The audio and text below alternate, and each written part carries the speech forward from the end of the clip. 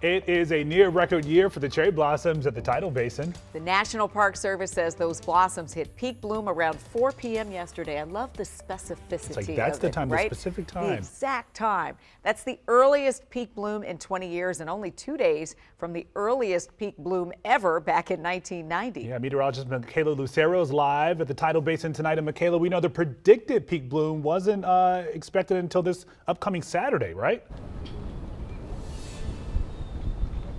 Yeah, that's right, you guys. We weren't expecting to see peak bloom until anywhere between the 23rd and the 26th of this month, but it's obvious if you come down here to the Tidal Basin, we are in peak bloom, which actually means that at least 70% of the cherry blossoms, the Yoshino cherries here at the Tidal Basin have bloomed. So that's what we mean when we have peak bloom. Now, I talked to people today from near and far about seeing the first day, oh my goodness, it's windy, about seeing the cherry blossoms on the first full day of peak bloom, and people had a lot to say about puppies as well as about Stumpy. It is absolutely gorgeous today, and I'll say for the next week, Washington's going to be the most beautiful city on the globe. So I'm glad I'm here. Come early in the morning, when you see the sun rising over the Jefferson Memorial from here, it is one of the most beautiful sights in the world. Butters, what do you think of the cherry blossoms?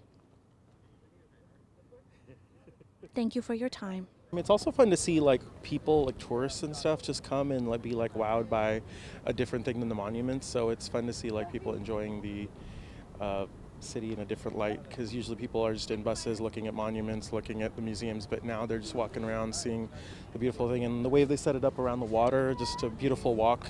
Give my condolences to Stumpy. Rest in peace. Yes, so we are all so sad to see Stumpy going, but I'm joined here by Mike Litteris with the National Park Service. Now, Mike, we've got Stumpy right behind us, and unfortunately, this is the last year for Stumpy, but there is some good news. Stumpy's not completely going away. Well, the really good news is that we're finally going to be able to rebuild the seawalls, which have been failing for decades. Stumpy's condition is a direct result of the fact that the water comes over the seawalls twice a day, every day. Stumpy's resilient, but you see the long line of where there are no cherry trees behind him. That's because they've all died because of the excess water. So we'll get that underway. Stumpy unfortunately has to come down with about 140 of the 1,700 cherry trees around the Tidal Basin. But our friends at the National Arboretum are going to take some clippings of Stumpy. Essentially, they're going to clone him. We will get 5 or 6 genetic matches that we can plant around the Tidal Basin when the work's done. And Stumpy and all the other trees will become mulch.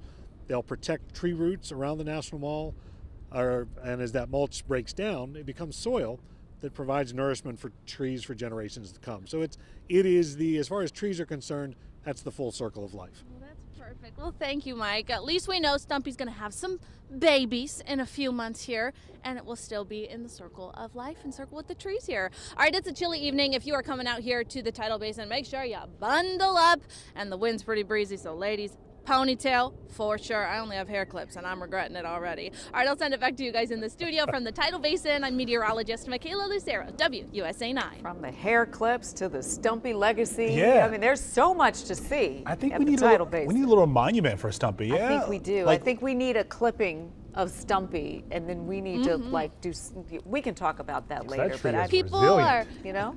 are leaving little. Is that little flower there? Oh, I don't know if you guys can hear me, but people are leaving. Yeah, they're leaving little things. It's almost like a little shrine to Stumpy. This is it. I was saying it's a little interesting to see a plant giving another plant tree. It's a plant giving a plant, but interesting. You heard Mike say people are sad to see Stumpy go. I mean, look at this huge crowd looking at. The other trees are gone, and Stumpy still survives, still hanging on. Stumpy is the most photographed cherry tree in the District of Columbia. So cute. All right, Stumpy. All right, Michaela, thank you. And by the way, take a moment now to grab your phone and scan this QR code to check out our complete cherry blossoms guide. We have everything you need to know about the cherry trees.